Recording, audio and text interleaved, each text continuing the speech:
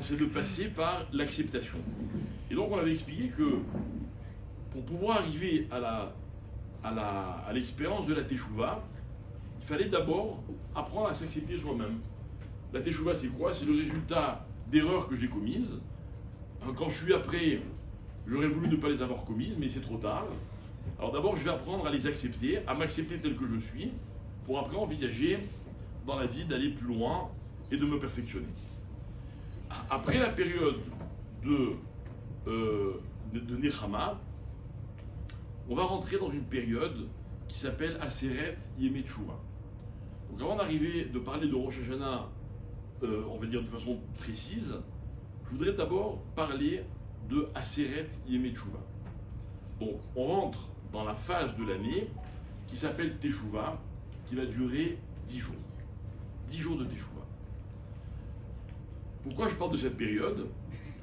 Parce qu'en fait, il y a dans les écrits des Chachamim, il y a une espèce de débat, parce que beaucoup de Rishonim vont donner leur avis.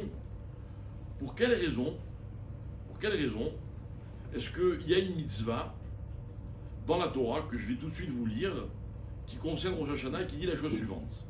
Daber Hashem et Moshe les morts. Hashem dit à Moshe, Daber et béni Israël, les morts, dit aux enfants d'Israël, Bachodesh Hashevi'i Be'echad la Chodesh. Donc le premier jour du 7e mois, c'est quelle date? C'est Rosh Hashanah. D'accord? Le 7e mois, c'est Tishri, dans la Torah. Donc premier jour du 7e mois, c'est Rosh Hashanah. Yelachem Shabbaton. Donc c'est un jour chômé, littéralement. Zikaron Teroa Mikra Kodesh. Et là, la Torah, elle parle de cette mitzvah qui consiste à faire ce que la Torah va appeler Troa. C'est quoi Troa? Troa, c'est le son du chauffard. D'accord? Donc, mitzvah de la Torah, de sonner du chauffard, la Troa, le jour de Rosh Hashanah. Demande les Rishonim, notamment le Ramban, mais il y en a plusieurs. Pour quelle raison? Est-ce qu'il existe une raison à la mitzvah du chauffard le jour de Rosh Hashanah? Et il va y avoir un tas de réponses. Et nous, on va, si vous permettez, on va citer celle du Ramban. Mais avant cela, on va ramener cette marloquette bien connue dans la Gemara de Rosh Hashanah, qui oppose deux Chachamim pour savoir à quelle date le monde a été créé. Et la Gemara dit, Rabbi Eliezer pense que le monde a été créé en Tishri, ok, et pourquoi Tishri? Parce que on avait dans un autre cours expliqué que Tishri c'est le début de l'hiver, etc. Ok, et un autre Rabbi nous dit qu'en fait c'est pas Tishri, c'est Nissan, d'accord? Donc est-ce que le monde a été créé Be'echad Be'Tishri ou est-ce que le monde a été créé Be'echad Be'Nissan? Voilà quelle est la marloquette dans Maseret Rosh Hashanah d'Af Kav Zayin. Ok? Et en fait, Tosfot, donc Tosfot, ce sont des Chachamim qui étaient à peu près contemporains à l'époque des Rishonim, le Moyen-Âge, donc aussi à l'époque du Ramban. Eux, ils vont dire en fait, étant donné que la halakha, elle est. Enfin, que d'après certains, comme Rabbi Eliezer, le monde a été créé en Tishri, alors il faut sonner du chauffard le premier Tishri.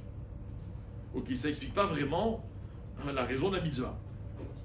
Ok, mais en fait, qu'est-ce qui s'est passé? Alors en fait, quand Tishri, comme vous le savez, le premier Tishri, c'est le 6e jour de la création, c'est le jour où l'homme a été créé, et donc, ce jour-là, il est important de sonner du chauffard. Pour l'instant, on n'a pas encore expliqué la vraie raison.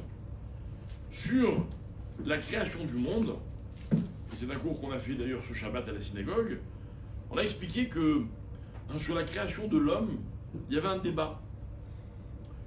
Il y a marqué dans la Torah, Vayomer Elohim Naaseh Adam.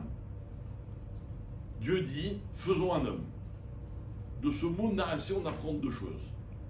La première, c'est que Dieu a pris conseil, il a parlé à quelqu'un. Or, qui existait à ce moment-là?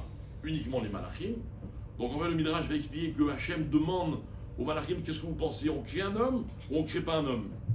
Et puis les malachim vont être divisés, il va y avoir un grand débat. Et la deuxième chose qu'on apprend de ce mot Naasé Adam, il y a des malachim qui disent, ne dis pas Naasé, mais dis Naasa.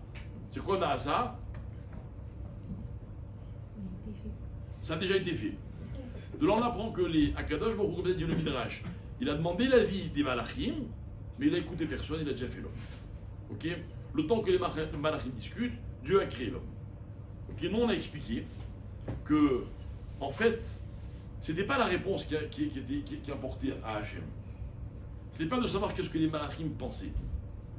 Il fallait que l'homme sache que sa création, donc son existence, allait faire l'objet d'un débat. En d'autres termes, mes chers amis, on existe, mais ce n'est pas une évidence. Ok, c'est un débat. 50% des malachim voulaient, on a été créé, mais 50% des malachim ne voulaient pas. Allez savoir si c'est 50% de malachim, ce qui fait des myriades de rachamim. Allez savoir s'ils ne vont pas lutter constamment contre ce projet qui pourrait paraître un échec ou une réussite. On va voir. Ça va être ça justement le dioun. Ok? Alors, le Ramban, on revient aux paroles de Ramban, il dit que en fait, c'est pas seulement le Ramban, excusez-moi, mais les Haramim vont expliquer la marloquette entre Rabbi Eliezer et Rabbi Yoshua. Ils vont dire comme ça: l'homme a-t-il été créé en Tishri ou en Nissan, et le monde? Il semblerait que même d'après Rabbi Yoshua qui pense que le monde a été créé en Nissan, c'est bien. Hachem a eu l'idée de créer l'homme le premier Tishri et il a finalement créé le premier Nissan. Donc on dirait comme ça: la conception de l'homme date du premier Tishri, la création date du premier Nissan. Ça c'est l'avis de Rabbi Yoshua. Rabbi Eliezer lui pense que non. Idée, création, premier Tishri. Donc où est-ce que tout le monde est d'accord? Tout le monde est d'accord que dans l'idée de créer l'homme, l'idée de créer l'homme était le premier Tishri. D'accord? Écoutez bien pourquoi je vous raconte tout ça, parce que ça va devenir important dans un instant. Il y a une Gemara qui dit, c'est très connu, que lorsque Dieu a créé le monde, il a créé avec Midat Adin. Ra'a she'en ha'olam mitkayem, comme il a vu que le monde ne pouvait pas subsister selon la Midat Adin, la rigueur, alors il a été Meshatef, il a associé la Midat Arachamim. Là où se rejoignent Rabbi Eliezer et Rabbi Yoshua, premier Nissan, premier Tishri, c'est qu'il est évident que il est clair, que dans l'idée de la création, on était dans le din.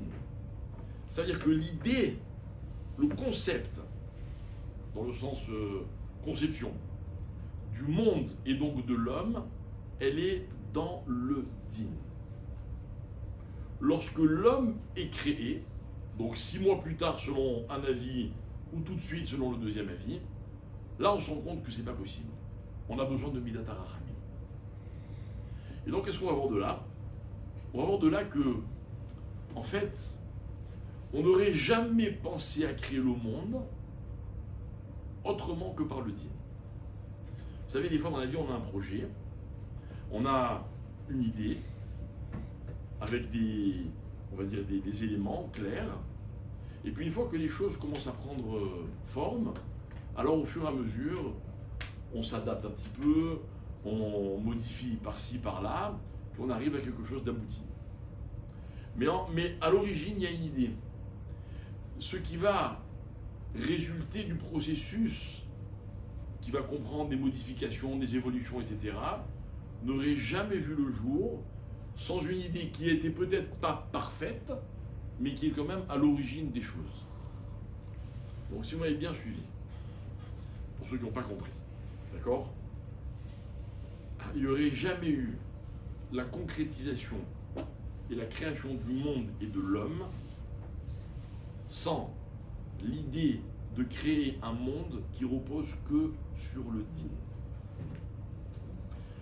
Résultat, à la fois selon Rabbi Yoshua et selon Rabbi Eliezer, le premier Tishri est un jour de din. Vous avez compris? Voilà, tout ça c'est pour arriver à cela. Le premier Tishri, c'est un jour de din. Très bien. Bon, ça, je ne le sais pas tout de suite. D'abord, la Torah, elle commence par me dire, ah, premier Tishri, il faut soigner du chauffard. Maintenant, si on est d'accord sur l'idée du din, et que la Torah me demande de soigner du chauffard, le Ramban, lui, il va relier les pointillés. Et il va dire, en fait, la raison pour laquelle il faut soigner du chauffard, c'est à cause du din. Mais il ne va pas dire aussi simplement, ça aurait été trop facile. Écoutez ce que va dire le Ramban, Rabbi Moshe ben Nachman. Il va dire, en fait, la raison pour laquelle il faut sonner du chauffard, c'est à cause de Yom Kippour. Voilà, c'est un mystère. Le Ramban il dit, vous savez pourquoi on sonne du chauffard à Rosh Hashanah? À cause de Kippour. Donc moi, si vous vous rappelez dans mon introduction, moi je voulais qu'on comprenne que l'événement qui se prépare la mercredi soir, c'est pas que Rosh Hashanah, c'est Aseret Yemei Teshuvah. C'est une entité. Ça commence le premier Tishri, ça termine le 10 Tishri. La preuve, le Ramban, on sonne du chauffard le premier Tishri à cause de ce qui va se passer, ou pour ce qui va se passer le jour de Yom Kippour. On aurait pu attendre et sonner du chauffard à Kippour dans ces cas-là. Évidemment, Kippour, on ne peut pas y arriver les mains dans les poches. Si on ne se prépare pas bien avant, on ne peut pas réussir son Kippour. Maintenant, ce qui reste à éclaircir, c'est pourquoi à Kippour, il faut sonner du chauffard. Quel rapport entre le chauffard et le din? Et la réponse, elle va être très simple. C'est parce qu'il s'est passé quoi à Kippour? On a reçu la Torah. Bravo. Pour rappeler l'histoire, le 6 Sivan, on reçoit les 10 commandements, Matan Torah au Har Sinaï. Le 7 Sivan, quand Moshe Rabbeinu monte sur le Har Sinaï, il redescend le 17 Tammuz, il casse les tables de la loi parce qu'il y a la faute du veau d'or. Il va remonter une fois au milieu, il va redescendre, il va remonter une troisième fois Rosh Chodesh Elul, et il redescend le jour de Yom Kippour. Et comme la Torah elle a été donnée au son du chauffard, comme disent tous les psukim dans la paracha de Yitro, donc on ne peut pas envisager le don de la Torah sans chauffard. Donc à Kippour, qui est le jour définitif du don de la Torah, il faut le chauffard. Voilà pourquoi on sonne du chauffard le jour de Rosh Hashanah. Vous avez compris? Celui qui me dit oui, je ne crois pas. D'accord? Mais on va dire qu'on a les pièces du puzzle. D'accord? On a les pièces du puzzle. Donc, voilà. Imaginez qu'on met tout en vrac, on a Yom Hadin, Rosh Hashanah, tout le monde est d'accord, Rabbi Eliezer, Rabbi Yoshua, ceux qui pensent que l'homme a été créé premier Nissan au premier Tishri, très bien. On a Kippour, le jour du don de la Torah, on a le chauffard, qui correspond à cet événement-là. Maintenant, comment on va mettre les choses en ordre? Ok? Et c'est ce qui me fait dire, comme je vous le racontais à l'instant, que Akadosh Baruch Hu,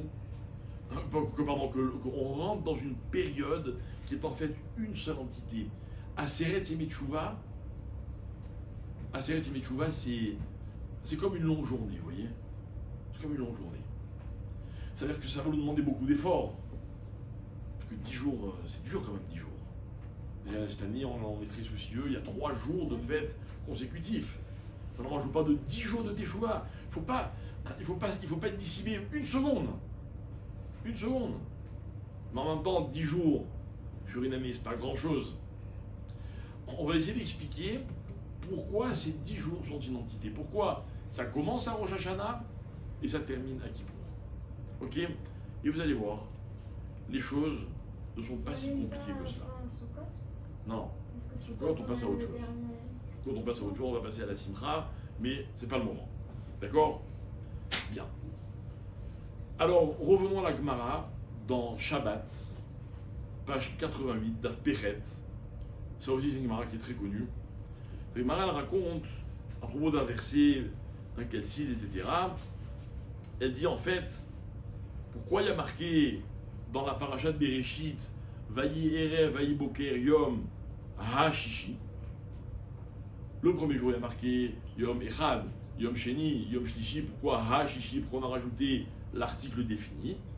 Et la Gemara, qu'est-ce qu'elle dit? Mais la Med, Sheitna Kadosh Baruch Hu Im Maaseh Bereshit. Hachem a fait un marché avec la création. Il a dit Im Israël Mekayim et Torah Atem Mitkaimim Veim Lav Animarzir Etrem et Tohu Vavo. Si, beaucoup plus tard, 2448 ans plus tard, les béné Israël acceptent la Torah, alors on continue. Mitkaimim, vous continuez d'exister.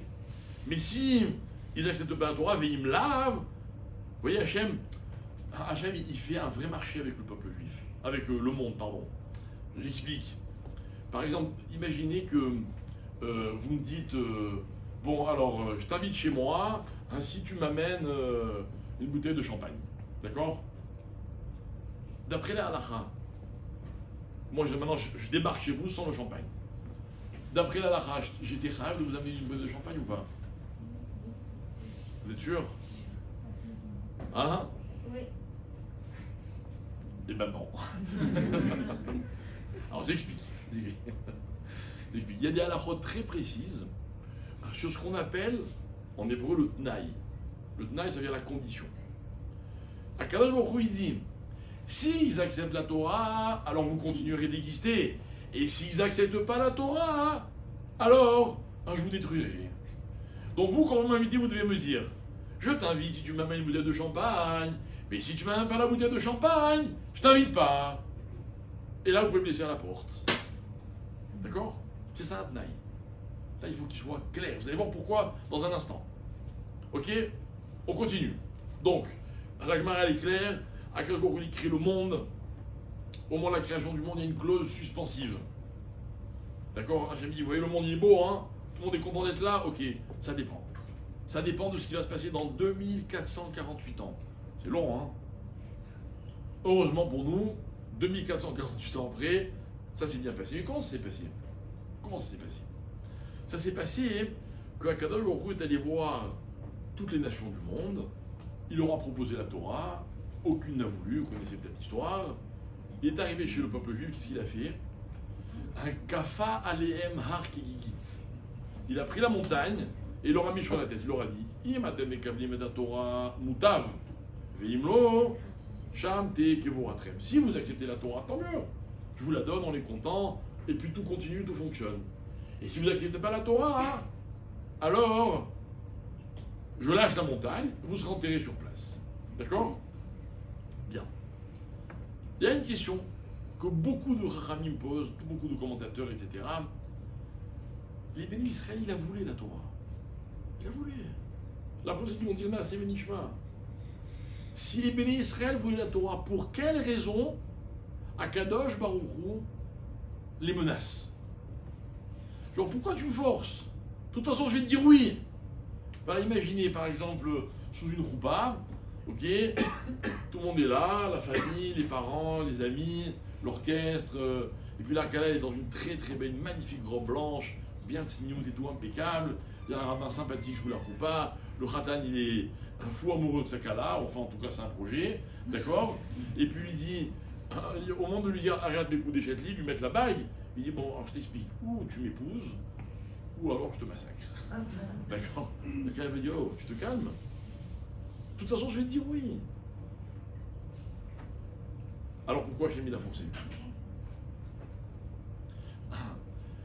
Cela semble être une très bonne question. C'est ce que dit le Maharal de Prague, il dit c'est pas une question. Il dit c'est pas une question. Non, tout le monde voulait. Tout le monde voulait, c'est la seule fois de l'histoire, Razak, où la Torah dit Vaïchan Sham Israël, Rachid dit Keish Echad, Belev Echad, tout le monde était au diapason. Tout le monde était d'accord. Okay. Mais le Maharal de Prague, il dit c'est pas une question. C'est pas une question.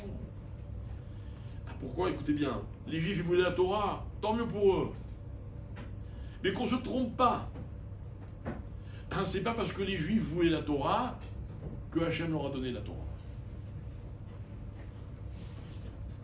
Vous la vouliez, tant mieux pour vous. Mais c'est pas de ça qu'on parle, c'est pas le sujet.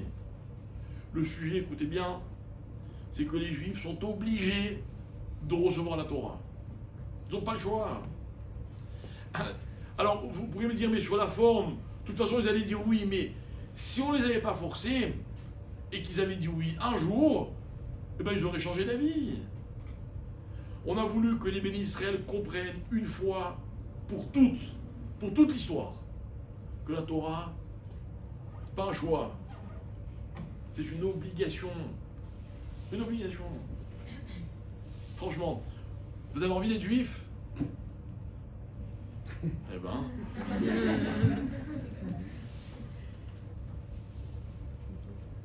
Eh ben ça change rien de toute façon. Même si vous n'avez pas envie, vous êtes juif, juive, vous avez des mitzvot, 613 mitzvot. C'est pas négociable. Pourquoi c'est pas négociable? Vous imaginez? Parce que si jamais les bénis Israël n'avaient pas reçu la Torah, de gré ou de force, le monde aurait été détruit. Le monde aurait été détruit. Alors, on récapitule. Hachem, il fait un tnaï, il fait un marché avec le monde. S'ils acceptent, vous continuez d'exister, sinon je vous détruis. Hachem, il force les bénis Israël à accepter la Torah. Est-ce que quelqu'un peut me dire, dans tout cet état d'esprit dans lequel les choses se passent, comment ça s'appelle en hébreu? Ça porte un nom de 3 lettres, tout petit. On l'a cité tout à l'heure. Bravo. Qui a dit ça? Bravo. Ça s'appelle un din. C'est quoi un din? C'est quoi din? Ça ne veut pas dire que ça, din. Din, c'est pas que rigueur, sévérité, jugement, non. Din, c'est une règle. Bravo, une halakha. Din, c'est que c'est comme ça que ça fonctionne. Vous voulez que je vous donne un exemple de din? Voilà. Imaginez que maintenant je mets mon doigt dans le verre d'eau. Il va sortir comment mon doigt? C'est un din. C'est un din. Je jette quelque chose en l'air, il retombe. C'est un din. C'est un din. Arrive Shabbat, 17h01, c'est Shabbat. Ça y est, c'est fini, je ne peux plus rien faire. Enfin, je ne peux plus faire de ménachot. C'est un din. Vous comprenez? Un din, ça veut dire c'est quelque chose qui s'impose. C'est une règle. On ne peut pas la changer. On est obligé de l'accepter. Rappelez-vous, avant d'arriver à Yom Hadin et à Seret Yemet Teshuvah, on est passé par une phase qui s'appelle la Nechama. Et je vous ai expliqué très brièvement, parce qu'on a déjà fait un cours sur ça, c'est quoi Nechama? C'est que l'homme, il faut qu'il apprenne à accepter les choses. C'est comme ça. Franchement, quand votre réveil il sonne le matin, que vous êtes couché un peu tard, vous avez envie de vous réveiller, vous levez, vous n'avez pas envie. Vous n'avez pas envie qu'il sonne le réveil. C'est un din. Le réveil il sonne, il faut se lever. Pour aller bosser, pour aller à la prière, pour aller s'occuper de ce que vous voulez, c'est un din. Avec un din, on ne négocie pas, il n'y a pas le choix. C'est-à-dire que, écoutez bien, quand on dit din, il ne faut pas voir que l'aspect un peu agressif, vous voyez, din, rigueur, etc. Tu fais une gaffe, tu prends une baffe. Non, c'est pas que ça le din. Din, ça veut dire c'est une règle, j'ai pas le choix. J'ai pas le choix. Vous savez, il y a des couples qui rencontrent des difficultés. Ça arrive. D'accord? Ça arrive souvent. Vous savez quoi? Ça arrive même à tous les couples. Il y a des couples qui, malgré les difficultés, ils arrivent à rester mariés. Vous savez pourquoi? Alors je dis pas, des fois c'est pas possible, évidemment, on peut juger personne, et puis dans la vie, on ne maîtrise pas tout, d'accord? Mais imaginez qu'un couple se dise, on se marie, et on se marie, c'est pour la vie, et c'est un din. Moi je compare toujours ça à des parents et des enfants. Vous imaginez, vous, des parents, un jour, leurs enfants, ils leur plaisent plus. Ils ont pris 20 kilos, ils ont commencé à se dégarnir, ils les ont déçus. Mais c'est indigne. Les parents sont les parents de ses enfants, les enfants sont les enfants de ses parents, c'est indigne. Ça ne peut pas changer. Mais vous savez ce qu'on fait face à un din? On apprend à s'adapter. Or, dans la vie, mes chers amis, il y a énormément de choses qui sont des dinim. Mais on oublie qu'il y a des dinim. On oublie. Par exemple, ce soir, là, vers 8h25, j'avais une flemme. Je disais quoi, j'ai pas envie de donner cours ce soir. Mais vous êtes tous en train de vous préparer, de venir, en train de vous garer, en train de je sais pas quoi. Je peux plus faire marche arrière. Et bien, vous savez quoi, grâce à ça, j'ai eu envie de faire cours. J'exagère un peu, hein, pour la première partie. D'accord? Mais la vie, ça peut être comme ça. Un coup j'ai envie, un coup j'ai plus envie. Alors écoutez bien, mes chers amis. On vient d'apprendre quelque chose de très intéressant. La Torah, avant de savoir ce qu'il y a marqué dedans, c'est un din. C'est quoi, c'est un din? C'est la règle sur laquelle la Torah repose. Il n'y a pas de Torah, il n'y a pas de monde. Il n'y a pas de monde. Regardez.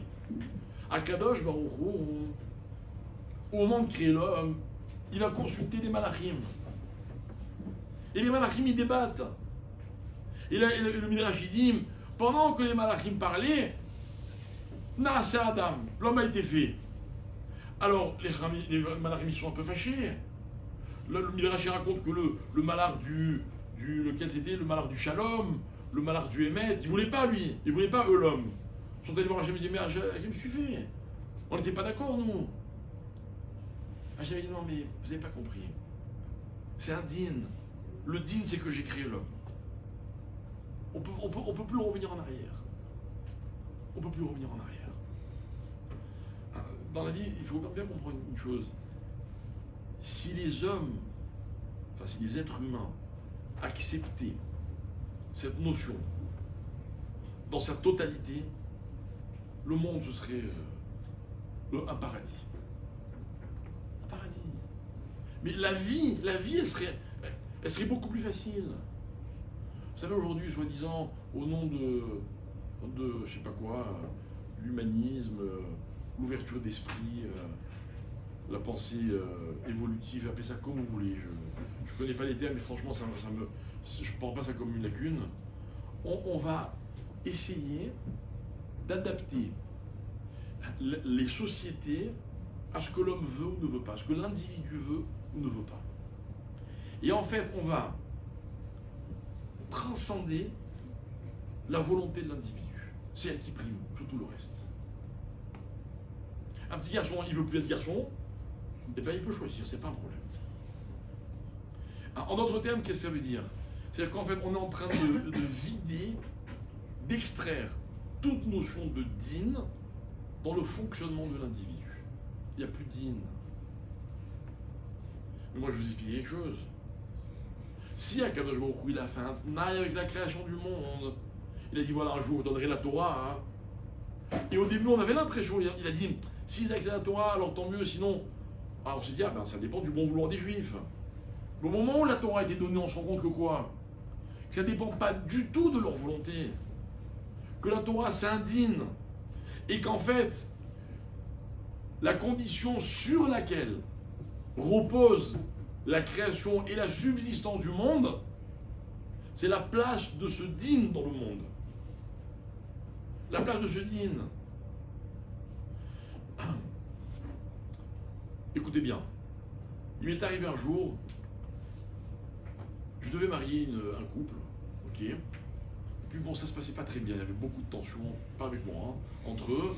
Et puis malheureusement, le mariage, ça a failli foirer au dernier moment. Et puis finalement, oui, non, des bagarres jusqu'à la veille du mariage.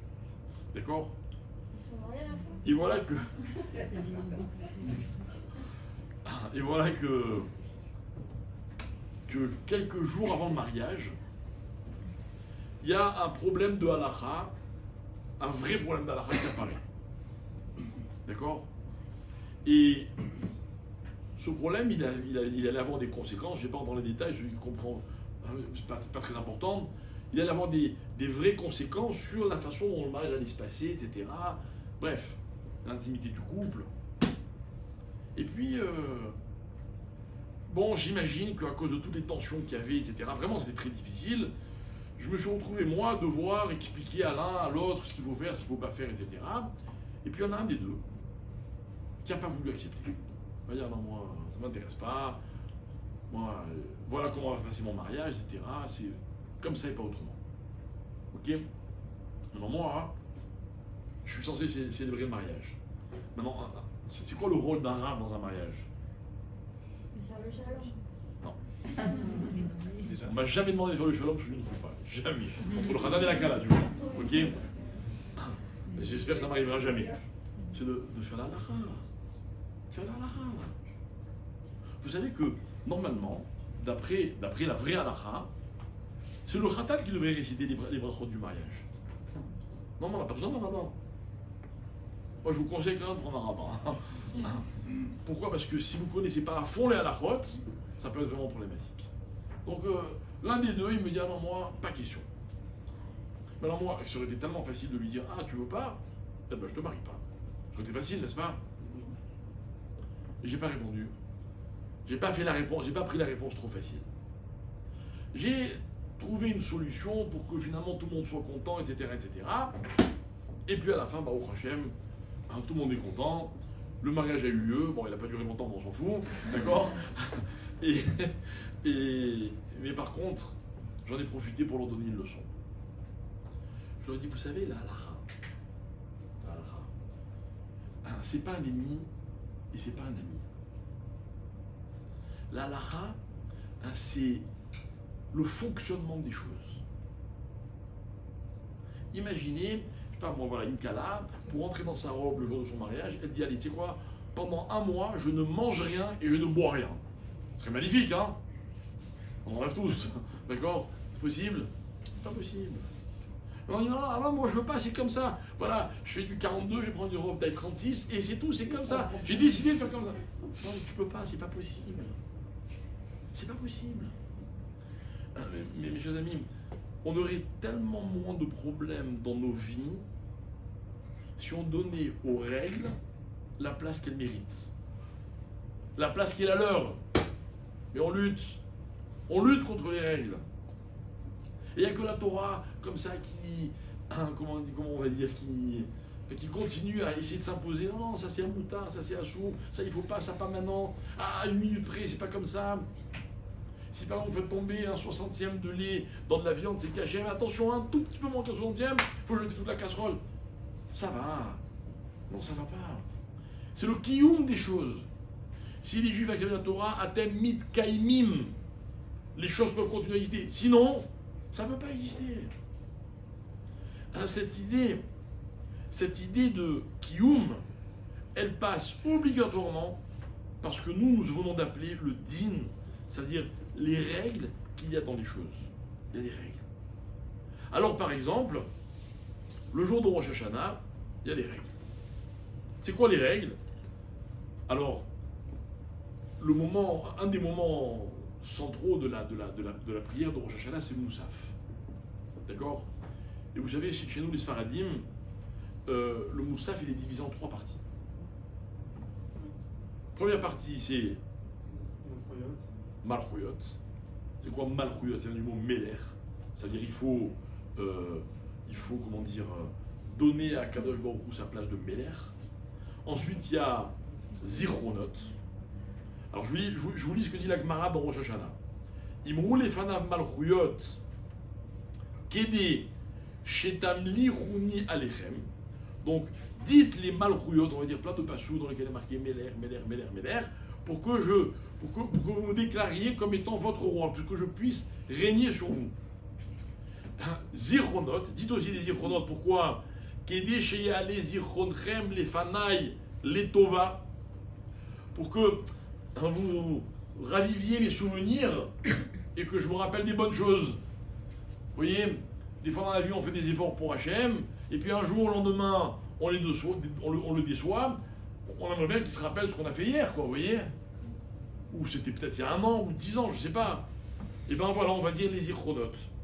Et la Gemara dit Ubema, et comment on va dire tout ça? Béchauffard, grâce au chauffard.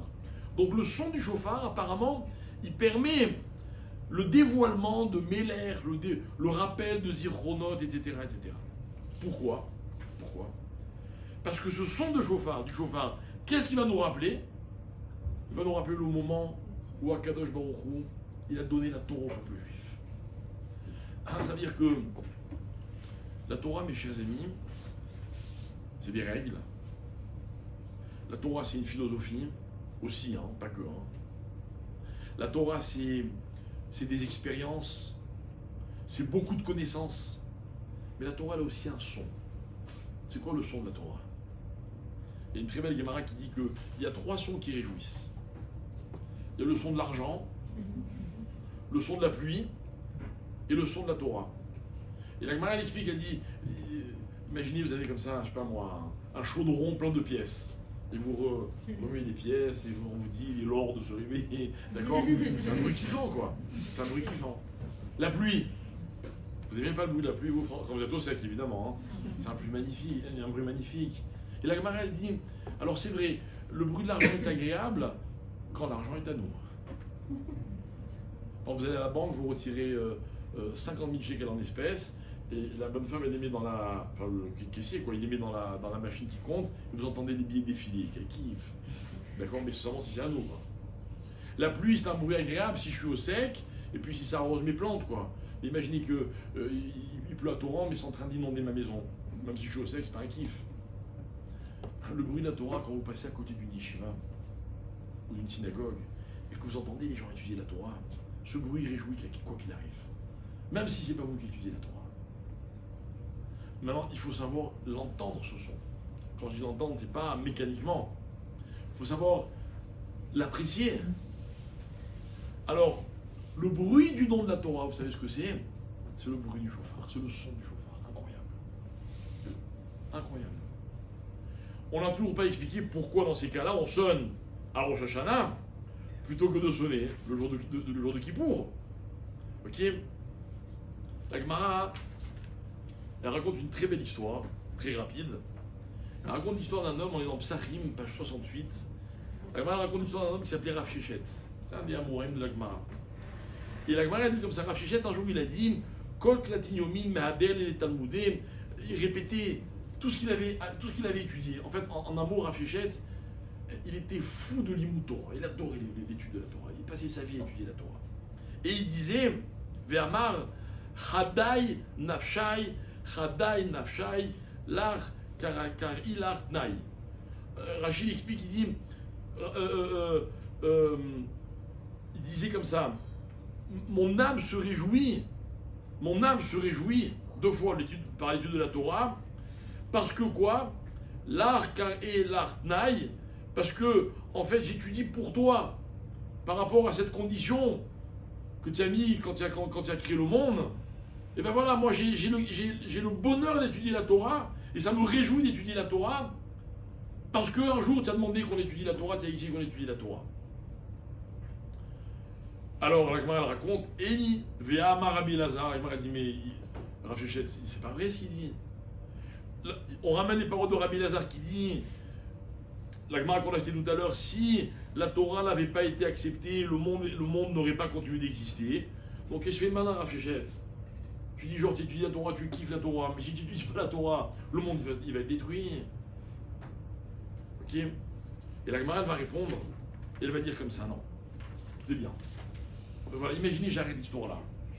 Et je vous demande, quand vous faites les mitzvot, ça vous arrive, n'est-ce pas, de faire des mitzvot? Apparemment, à votre tête, ça se voit, vous faites des mitzvot. Vous les faites par kiff, ou vous les faites pour Hachem? Non, vous savez quoi, je vous propose de ne pas me répondre. Vraiment, on reste dans la réflexion. D'accord? Par exemple, il y a des gens qui me disent, ah, j'adore le Shabbat. C'est un problème. Et s'ils n'aimaient pas le Shabbat? Ils n'aimaient pas le Shabbat. Ce serait le même Shabbat.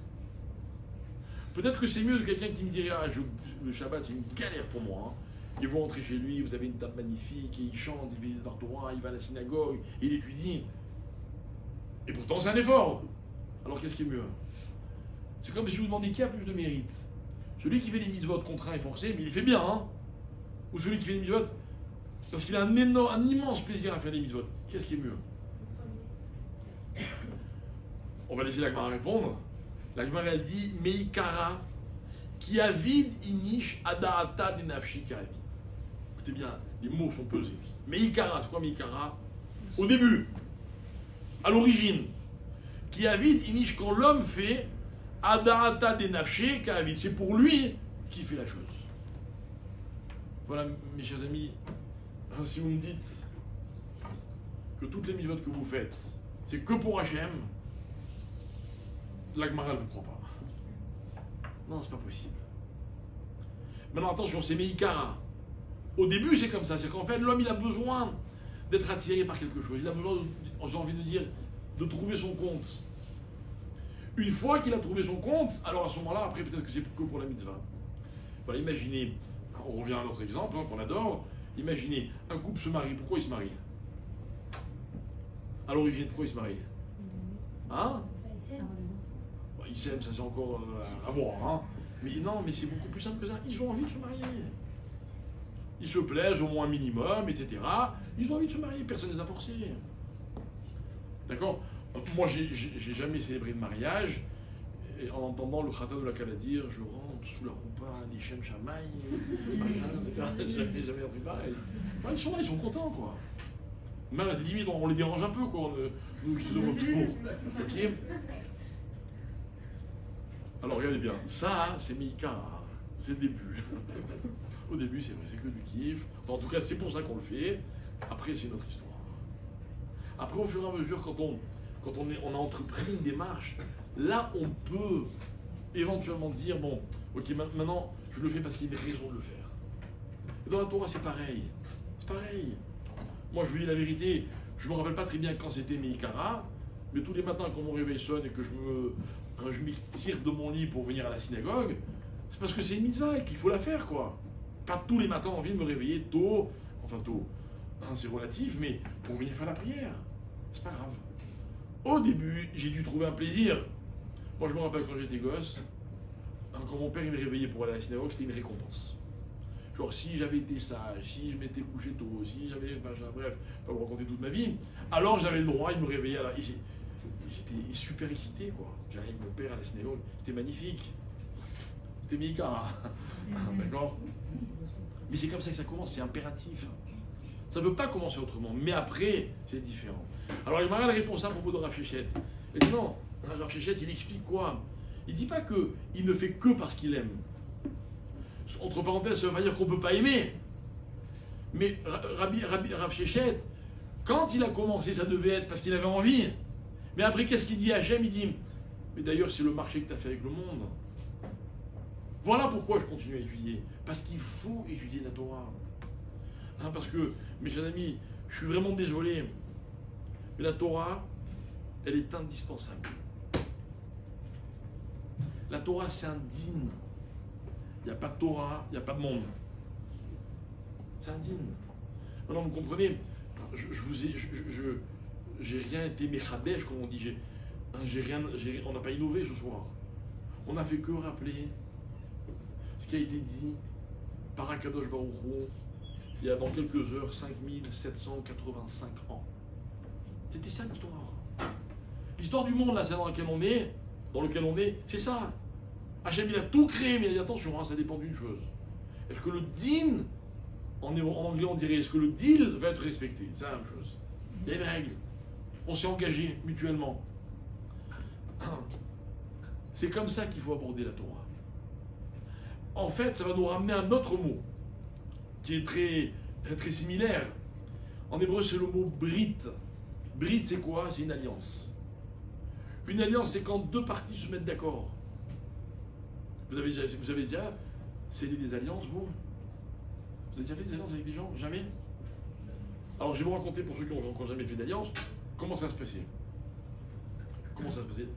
La Torah elle raconte qu'Abraham Avinu il a fait une alliance. D'accord? Et il y a plein d'alliances dans la Torah. Il y en a une, par exemple, entre, je me rappelle de ça, je ne sais pas par cœur, c'est entre Yitzhak Avinu et Avimelech. La Torah dit Vaïchretu Shenehem Berit.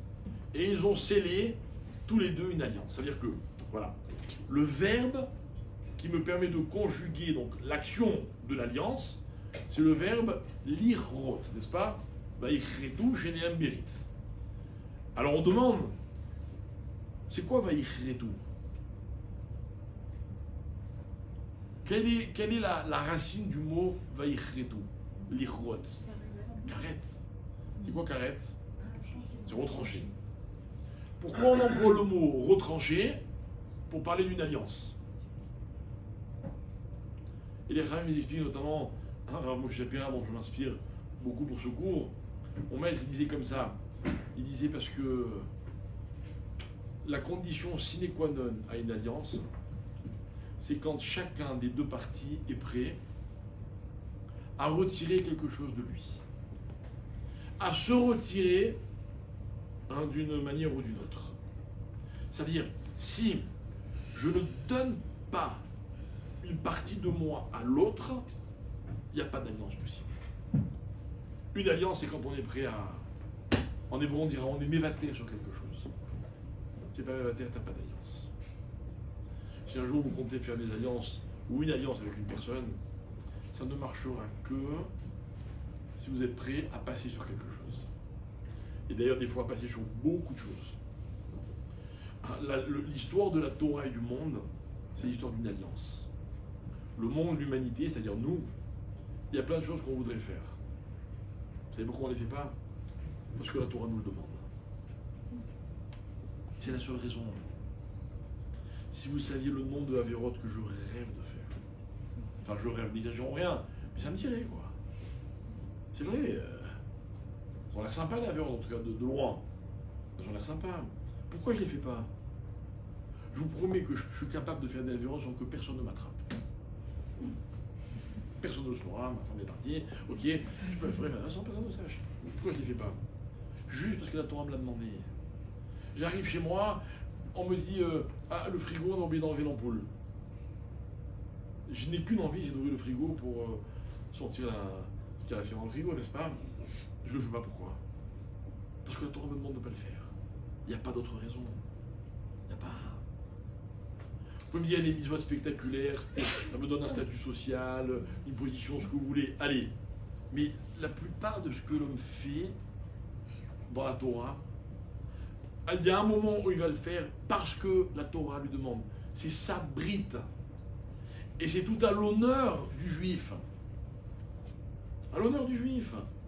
Moi, quand j'entends des fois des débats avec des gens pour ou contre la Torah, la pratique, la religion, etc., l'étude de la Torah, je me dis, s'ils savaient à quel point, des fois, j'aurais voulu qu'ils aient raison. Mais la Torah m'a demandé de penser autrement. Vous vous rendez compte?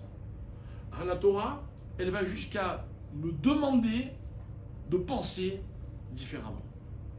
Eh bien, je vais le faire.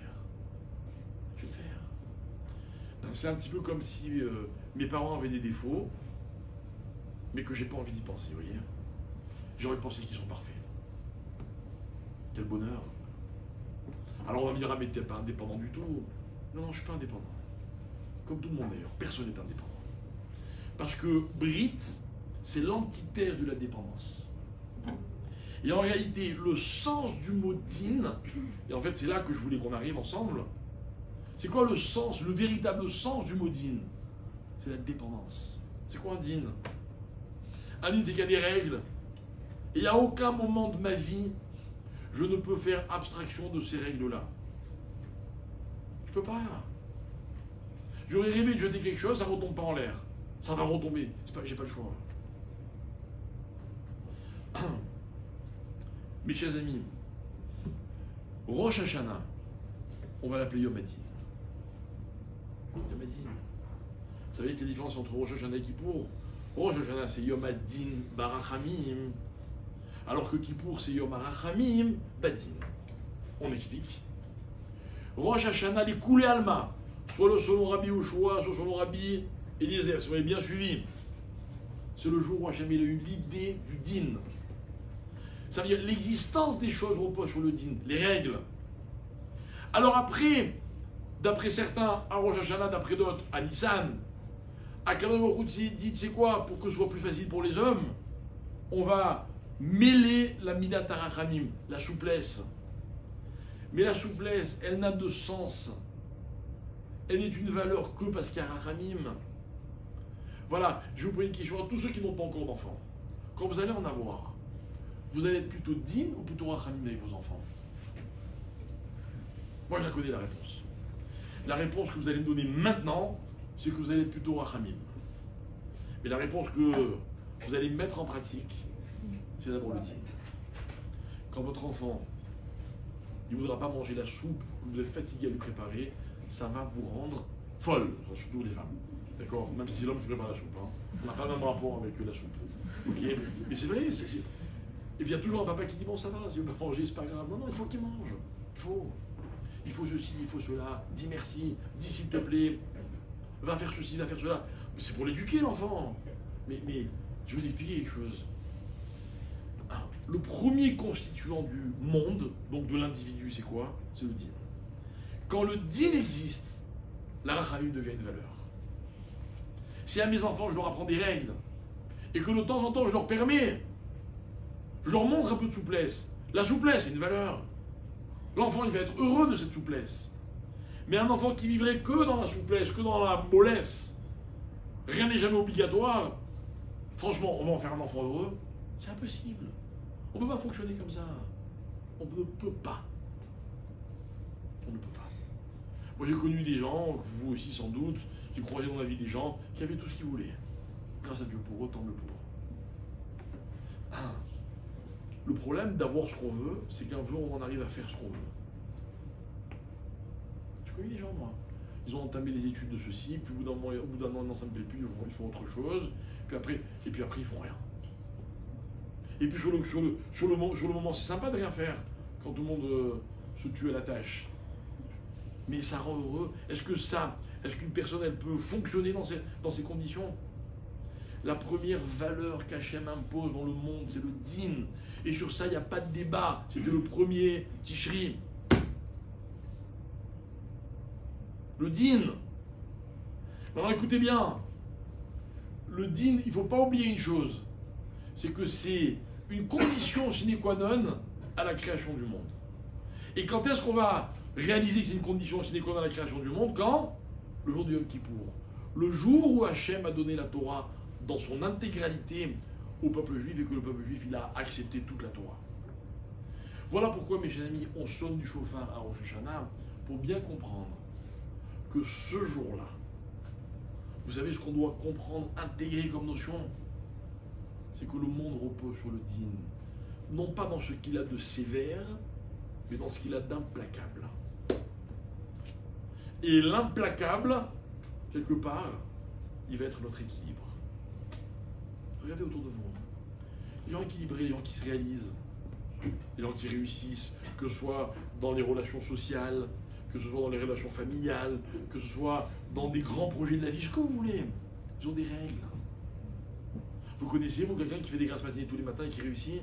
Ça n'existe pas. Ou alors c'est vraiment un coup de hasard, un coup de bol, genre aujourd'hui il y a des influenceurs, mais ça c'est du n'importe quoi.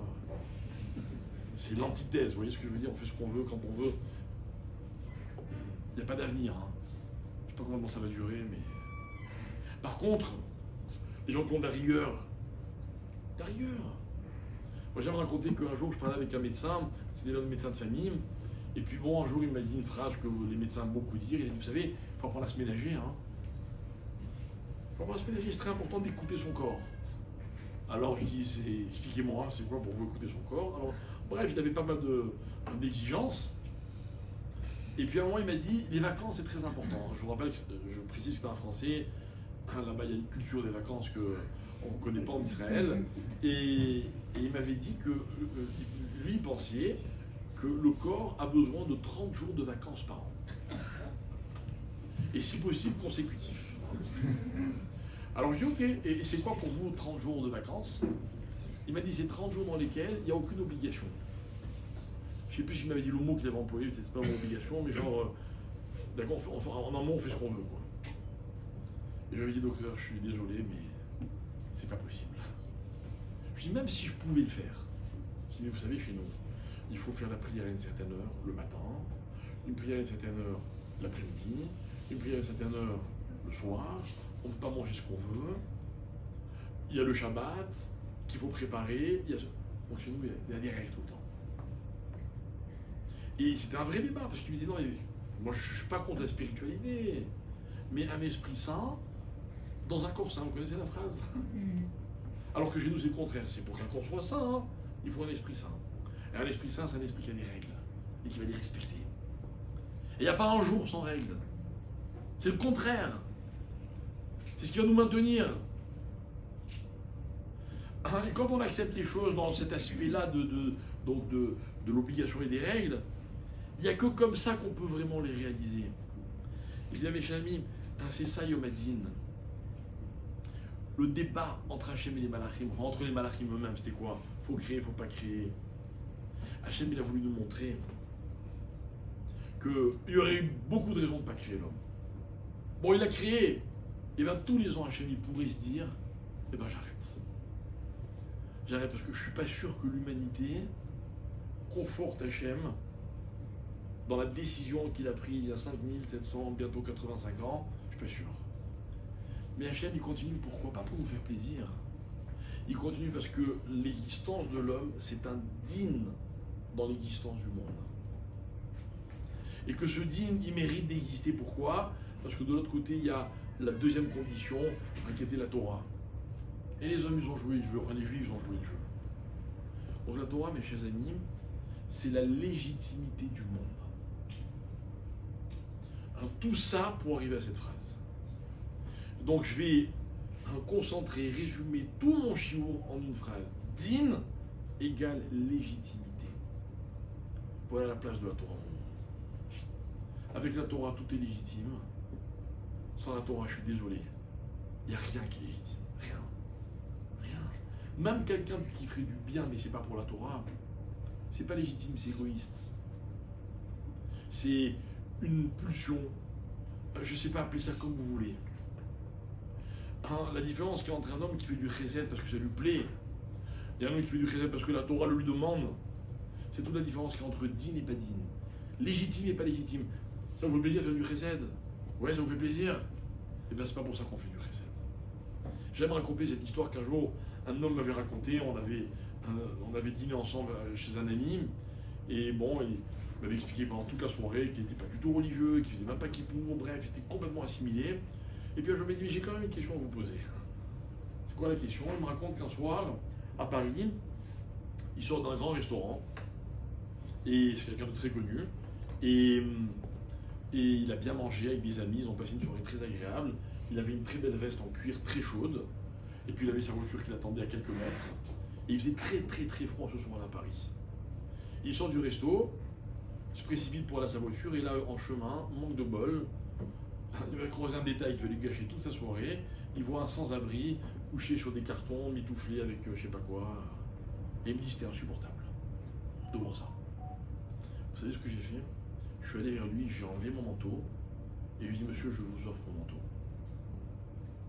Virgule. Et vous savez ce qu'il m'a répondu? Merci, je veux pas votre manteau. Et il n'a pas voulu prendre le manteau et donc il m'a dit je suis reparti avec mon manteau. Et ça m'a interpellé. Et moi je lui dis mais c'est très simple, cet homme il a compris que le manteau vous lui donniez parce que ça vous dérangeait. Dans la soirée super agréable que vous êtes en train de passer, de voir quelqu'un qui ne pouvait pas avoir une soirée agréable. Mais si on était entre juifs et que cet homme était allé dire à ce pauvre, ah, je suis désolé, j'ai une de la Torah de donner un manteau, j'aurais bien gardé pour moi mais je suis obligé de te le donner. Et bien l'autre il m'aurait dit ah c'est pour une mitzvah. Mais c'est vrai, je suis sérieux. Il aurait fallu que les deux soient bons. Mais c'est vrai. Vous savez, on a des institutions, etc. On a besoin d'argent, on va solliciter des dons. Alors, vous croyez que ça fait plaisir de recevoir des dons? Ça ne fait pas plaisir du tout. Je vous assure. Il y a encore moins de le demander. Mais quand vous savez que c'est une mitzvah pour vous et pour l'autre, alors vous ne posez pas de questions. Vous croyez qu'un papa et une maman, à 8 jours, ils ont envie d'amener leur fils sur une chaise pour qu'on lui fasse la brit mila? Vous croyez qu'ils ont envie? Ils n'ont pas envie du tout. C'est du chesed, ça? Non, c'est une mitzvah. Hein, quand on fait les choses parce que la Torah nous le demande, il y a des questions auxquelles on échappe complètement. Hein, ça veut dire, en fait, écoutez bien, c'est comme ça qu'on légitime les choses. Tout devient légitime. Je suis père, donc j'ai des obligations. Donc mon fils a 8 jours, il faut que je lui fasse la mila. Sinon quoi? Sinon je suis pas dans les règles, alors quoi? Je suis pas le père que la Torah me demande d'être. Hein, vous avez un enfant, n'oubliez pas, hein, vous avez une obligation de la Torah de lui enseigner la Torah. Votre enfant, il doit connaître la Torah, c'est vous qui êtes obligé de le faire. Vous pouvez pas le faire, alors on mettez dans une école où on apprend la Torah. Ah, mais moi j'avais d'autres projets. Mais il y a un din dans la vie, c'est comme ça. Alors moi je voudrais qu'on comprenne que tout ce qu'on vient d'expliquer, c'est l'enjeu véritable de Rosh Hashanah. Voilà, écoutez bien. Voilà ce que je vous propose comme approche. Yom Hadin. Venez, faites-moi plaisir. Venez, on oublie 5 minutes que Yom Hadin, ça veut dire qu'on est jugé ce jour-là. Venez, on ne rentre pas dans Rosh Hashanah avec l'angoisse, vous voyez. l'épée de Damoclès au-dessus de notre tête. Non, en fait, non, on voit les choses un peu différemment. Yom Hadin, c'est le jour dans lequel Hachem nous invite à juste redéfinir les choses. Ce jour-là, j'accepte que le monde ne fonctionne que grâce au din. Et que le din, il est défini par la Torah. Point. Défini par la Torah. C'est ça qu'Hachem il attend du peuple juif, vous comprenez? Il n'attend pas autre chose. Moi j'ai deux amis, ils sont commerçants les deux, ils ont fait des affaires, ça s'est pas bien passé. Alors ils ont dit bon, on va aller en justice. Et puis on leur a dit non mais vous savez, d'après la Torah, il faut aller faire un din Torah. Ils ont dit qu'on va faire un din Torah. J'étais vraiment admiratif. Ils sont allés dans un Beddin, les Dayan, il a écouté, enfin les Dayanim, etc. Et le Beddin il a tranché. Alors là il y en a un des deux qui a dit ah non, on va aller au tribunal civil. Je dis mais c'est dommage, t'as pas compris. C'est ça le din. Le din c'est pas quand ça te plaît. Le din c'est pas quand ça t'arrange. Il y a plein de choses qui ne nous arrangent pas et qui ne nous plaisent pas. Vous allez voir, il y a un âge où vous n'aurez pas tellement envie de fêter votre anniversaire. Et bien il faudra le faire quand même. Il n'y a pas le choix. Parce que de toute façon, même si vous ne fêtez pas, l'année elle va passer.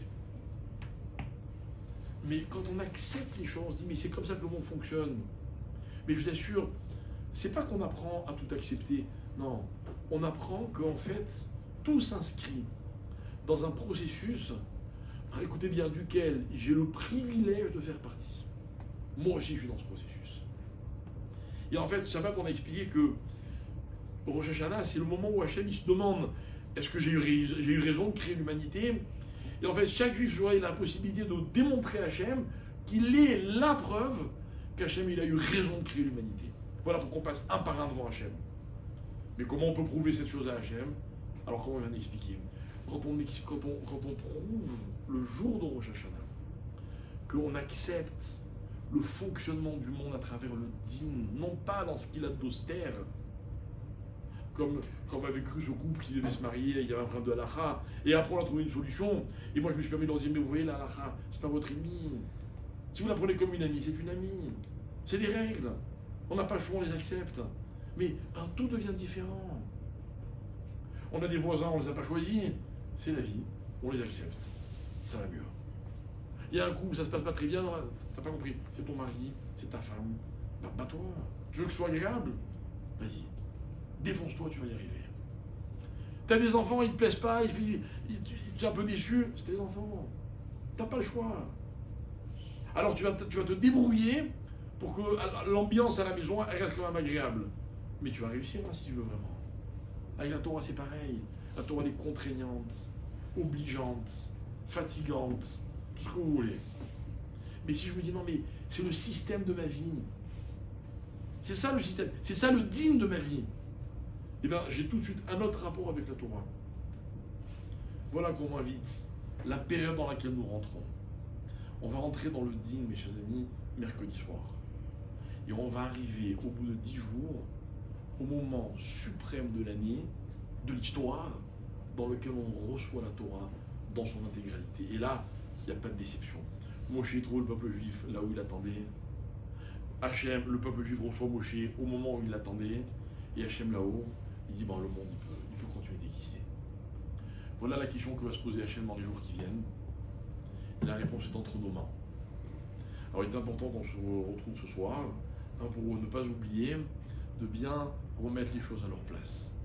N'oubliez pas que l'humanité est remise en question à Rosh Hashanah et que la décision dépend peut-être que de vous.